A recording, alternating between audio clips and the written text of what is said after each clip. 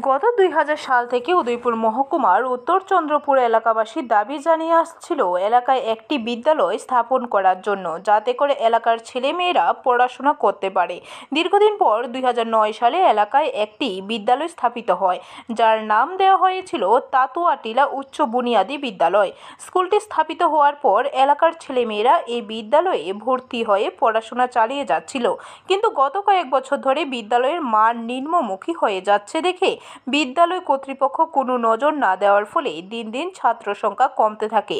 বৃহস্পতিবার এই বিদ্যালয়ে সরকারি নিয়ম অনুযায়ী ছিল পরীক্ষা।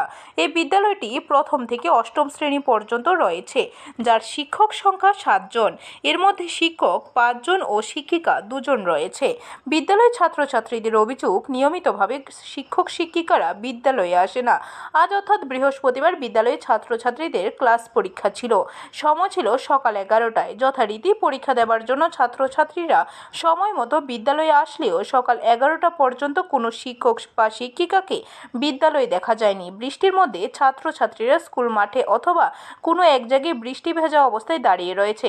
তাদের অভিযোগ, প্রায় দিনই বৃষ্টির মধ্যে তাদের ভিজতে হয়। এ ব্যাপারে প্রধান শিক্ষক মধুসূদন মণ্ডলকে জানানো হলেও তার নিরসনে কোনো ব্যবস্থা নেই। এই সমস্ত খামখেয়ালিপনার জন্য ছাত্রছাত্রীরা এলাকার এই বিদ্যালয় থেকে মুখ ঘুরিয়ে দিয়েছে। দাবি উঠছে, বিদ্যালয়টিকে সঠিকভাবে পরিচালনা করার জন্য বিদ্যালয় কর্তৃপক্ষ যেন ব্যবস্থা নেয়, সেই দাবি জানানো হয়েছে। এখন দেখার বিষয় শিক্ষা দপ্তর কী ব্যবস্থা নেয়, সেই দিকে তাকিয়ে আছে এলাকাবাসী।